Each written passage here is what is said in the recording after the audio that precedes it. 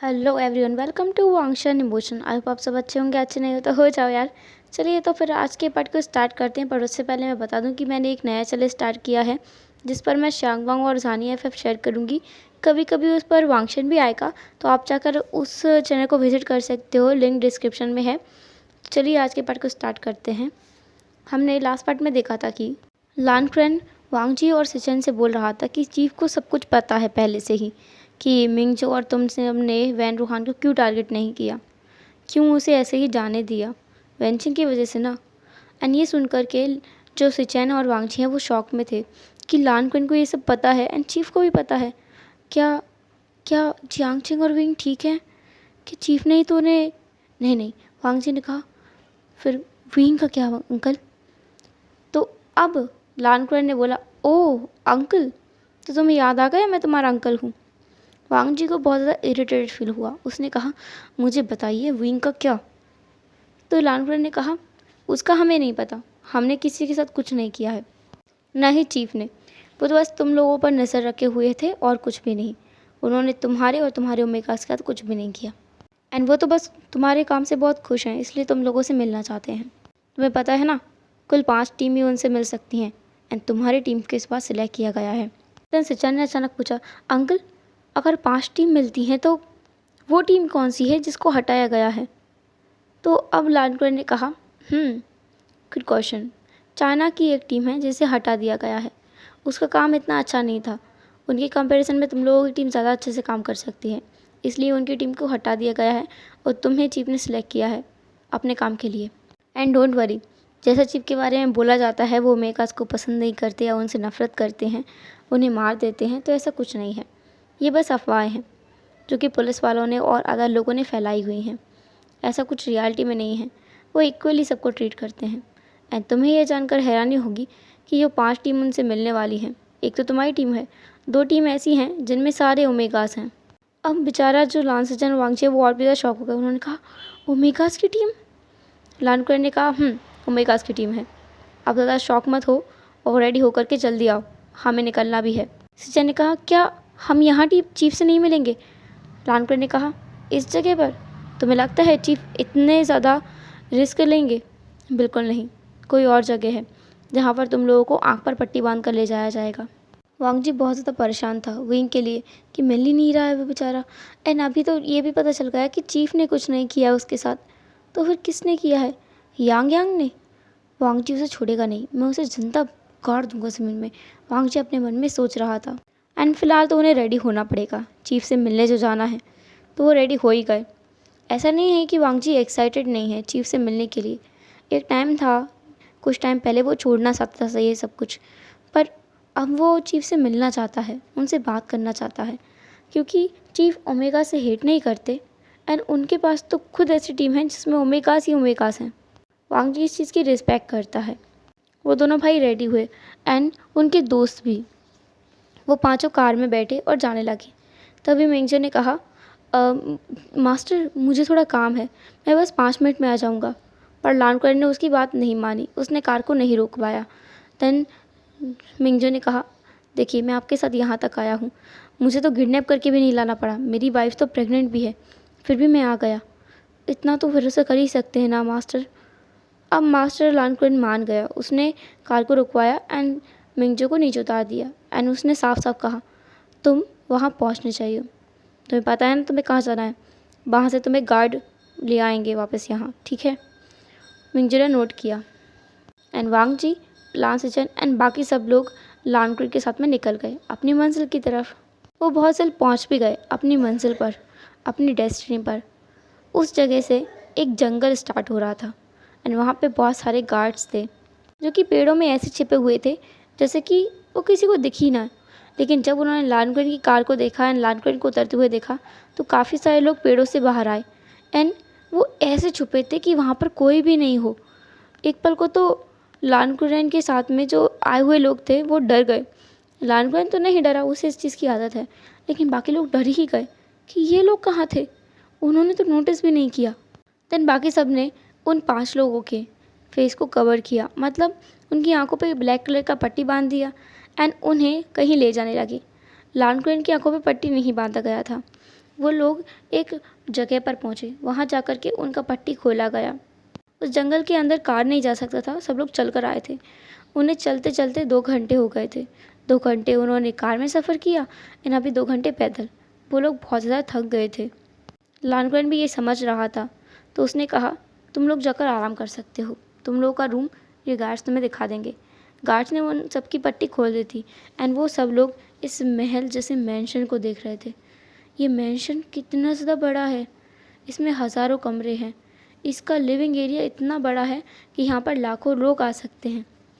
And then guards उन लोगों को अलग अलग रूम में लेकर गए, लेकिन वो लोग अलग अलग जाना तो नहीं चाहते थे, बट लानकुरैन के कहने पर जाना पड़ा।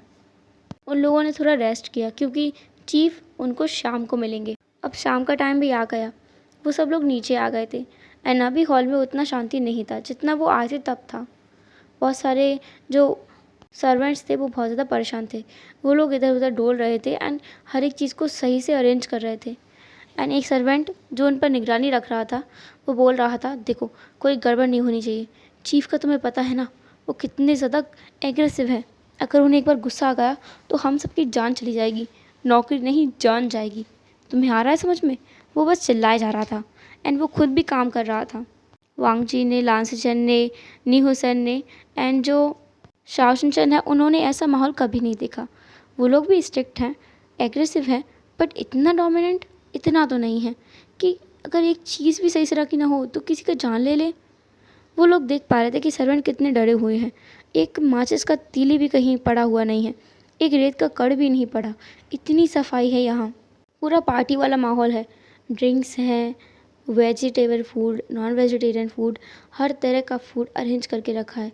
इतना डेकोरेशन किया गया है ना आज, इतना उन्होंने अपनी लाइफ में कभी नहीं देखा। इतना तो मिंगजू ने अपनी शादी में भी डेकोरेशन नहीं देखा था जितना वो इस मैंशन में देख रहा है। सबसे बड़ी बात वांग जी को जो अच्छा लगा वो था क्लीननेस। ये पूरी जगह एकदम नीट एंड क्लीन है एंड उसे ऐसी जगह ही पसंद है। लानकुरैन ने सबको समझाया था कि कोई कहीं नहीं जाएगा एंड मिंगजे अब तक नहीं आया था। मतलब वो बस बोल के गया था कि आधे घंटे में आ जाएगा एंड अभी रात होने को है, फिर भी नहीं आया। पूरा दिन से गायब है, उसका तो कॉल भी नहीं लग रहा है। दूसरी तरफ मिंगजे, जिसे बहुत ज़्यादा बेचैनी हो रही थी, उसे थोड़ा खाली टाइम चाहिए, थोड़ा रिलैक्स होने के लिए टाइम चाहिए था। तो उसने लानकुरैन से बहाना बनाया कि उसे बहुत अर्जेंट काम है एंड वो कार से निकल कर आ गया। वो एक मॉल में गया एंड वहाँ जाकर उसने सोचा कि वो थोड़ी देर शांति लेगा। उसने उस मॉल में घूम रहा था एंड वो एक फ्लोर पे आकर रुक गया जहाँ पर उसने कुछ देखा, कुछ ऐसा जिसकी उसे बिल्कुल भी उम्मीद नहीं थी। उसने सामने जो नज़ारा देखा उसे देखकर उसके पैरों तले ज़मीन खिसक गई। उसे समझ नहीं आया कि ऐसा ऐसा हो कैसे सकता है, ये तो इम्पॉसिबल है। एंड ये हो कैसे गया, कब, एंड उसे क्यों नहीं पता इस बारे में कुछ भी। वो वहीं खड़ा हुआ सामने देख रहा था। उसे तो इतना भी होश नहीं था कि वो आगे जाए एंड कुछ करे। नहीं, वो अपनी जगह पे स्टिफ खड़ा था। उसके हाथों में वेंचिंग के लिए जो उसने सामान लिया था वो सारा सामान नीचे गिर गया था एंड जिससे आवाज़ हुआ। एंड सामने जो लोग खड़े थे उन्होंने मिंगजू की तरफ देखा। सामने जो 2 पर्सन खड़े थे उन्होंने मिंगजू की तरफ देखकर स्माइल किया। वो दोनों लोग ब्लैक कलर के कपड़ों में थे, ब्लैक सूट, उनका पूरा सूट ब्लैक था। अकेला शर्ट जो था वो वाइट था, टाई, एंड ऐसा लग रहा था कि वो किसी सॉफ्टवेयर कंपनी में काम करते हो। इतना एलिगेंट डिसेंट लग रहे थे वो दोनों। एंड मिंगजू को सबसे बड़ा सरप्राइज़ तो तब मिला जब उसमें से एक पर्सन ने कॉल पर कहा, हम लोग आ रहे हैं, उसी के सामने खड़े हैं। इसका मतलब ये लोग उसे लेने आए हैं, पर क्यों? दूसरी तरफ उस बड़े से जंगल के बीचों बीच मौजूद उस बड़े से मैंशन के अंदर हमारा प्यारा वांग जी बहुत ज़्यादा ही इरिटेटेड फील कर रहा था अब, क्योंकि उसे बहुत टाइम हो गया है वेट करते करते। मास्टर ने कहा था कि चीफ शाम को मिलेगा एंड अभी रात होने को है, रात के 9 बज गए हैं। चीफ का तो आता पता ही नहीं है और बाकी कोई और टीम आई भी नहीं है, सिर्फ एक टीम आई है जो कि ओमेगास की टीम है।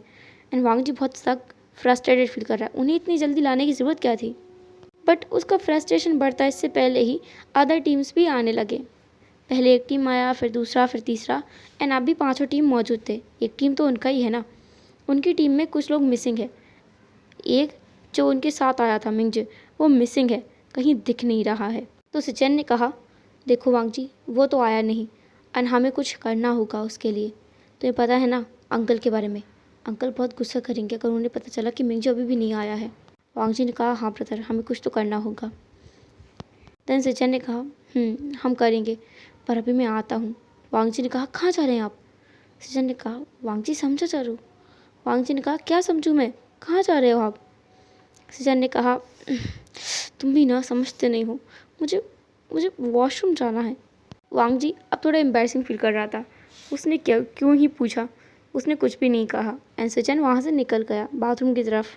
एंड वो बाथरूम से बाहर आया, मतलब जाकर बाहर आया, एंड तभी उसे किसी ने पकड़कर खींच लिया एंड उसे दीवार पर पुश कर दिया। इससे पहले कि सिचन कुछ भी समझता, उसके आंखों पर एक पट्टी बांध दी गई एंड सिचन चिल्ला ना पाए इसलिए उसके मुंह पर एक रुमाल रख दिया गया। एंड जैसे ही उस स्मेल को सिचन ने इनहेल किया, वो बेहोश हो गया। मतलब सिचन का किडनैप हो गया। वो इंसान जिसने सिचन को किडनैप किया, उसने एक स्मेक किया और कहा, इसको किडनैप करने में बिल्कुल मेहनत नहीं लगी, दिखने में तो अट्टा कट्टा है, इतनी भी ताकत नहीं है मुझे पुश कर पाता।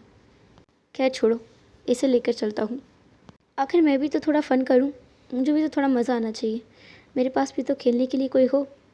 ऐसा बोलकर उस पर्सन ने कुछ लोगों को इशारा किया एंड उन लोगों ने सिचन को उठा लिया एंड वो पर्सन आगे चलने लगा।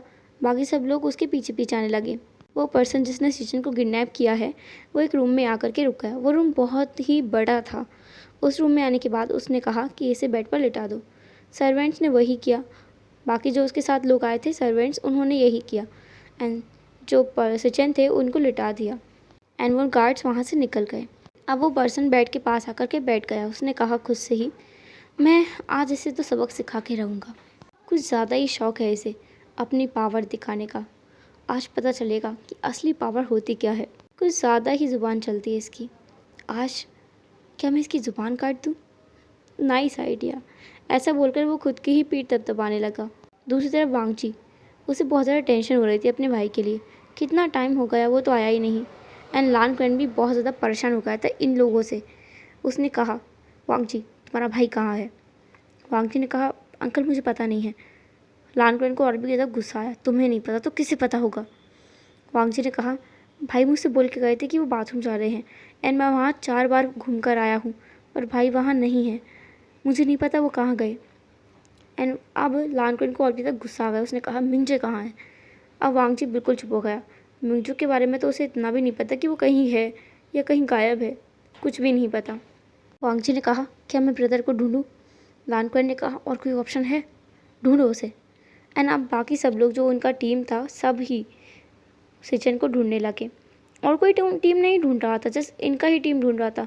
मतलब शाओशन चैन, निहोसैन, वांगजी एंड लान क्वेन, ये सब लोग मिलकर के सिचन को ढूंढ रहे थे, पर इन्हें तो नामो निशान नहीं मिल रहा था।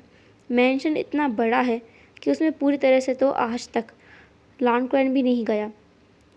वांगजी ने पूछा कि अंकल आपको पता है कोई सीक्रेट जगह है इस मैंशन में जहाँ भाई चले गए हों गलती से? लान क्वेन ने कहा, नहीं, मैं इस मैंशन में ज़्यादा आया नहीं हूँ, मैं बस हर साल यहाँ आता हूँ मीटिंग में एंड मीटिंग के बाद सब लोग चले जाते हैं, मैं भी। वो सब लोग ढूंढ रहे थे। वांगजी सिचन को ढूंढते ढूंढते एक जगह पर आया, बिल्कुल सुनसान सा जगह। वो एक गार्डन था जहाँ पर वांगजी आ गया था एंड उस गार्डन में एक पॉन्ड भी था। उस पॉन्ड में से जो मूनलाइट है वो जा रहा था एंड वो बहुत ही सुंदर दिख रहा था। वांगजी को इस मूनलाइट में विंग का याद आ रहा था कि वो कैसा होगा, वो ठीक तो होगा या नहीं। उसकी लाइफ मैस हो चुकी है। एक तो उसका भाई भी नहीं मिल रहा एंड विंग भी, वो उसे वहीं छोड़कर आया है एंड वो भी नहीं मिल रहा है। वो ठीक तो होगा या नहीं, वांगजी ये सब सोच रहा था। तभी पीछे से किसी ने कहा, क्या तुम मेरे बारे में सोच रहे हो? हेलो एवरीवन, तो कैसा लगा आज का पार्ट आपको? जो भी हो, जैसा भी हो, कमेंट ज़रूर करना। मुझे जितना टाइम मिला मैंने उसने में एक पार्ट बना दिया एंड मैं सोच रही हूँ इसको रेगुलर अपडेट करूँ। अगर आप चाहते हो रेगुलर अपडेट करूँ तो कमेंट में बता देना। अगर चाहो तो मैं 3-4 दिन में एक दिन भी अपडेट कर सकती हूँ, कोई बात नहीं, मैं ऐसा करूँगी। एंड ये स्टोरी काफ़ी शॉर्ट है तो ये जल्दी ही ख़त्म हो जाएगा। मतलब इसका 5 से 6 पार्ट्स बनेगा, ज़्यादा नहीं बनेगा। इतना ही शॉर्ट स्टोरी है ये, ज़्यादा बड़ा स्टोरी नहीं है, तो डोंट वरी। चलिए तो फिर हम मिलेंगे नेक्स्ट पार्ट में। तब तक के लिए tata, take care, bye bye, अपना ख्याल रखना। और हाँ, चैनल को सब्सक्राइब, वीडियो को लाइक और शेयर करना बिल्कुल मत भूलना। कमेंट तो करना बिल्कुल भूलना ही नहीं। चलो फाइनली बाय बोल ही देते हैं। Bye bye.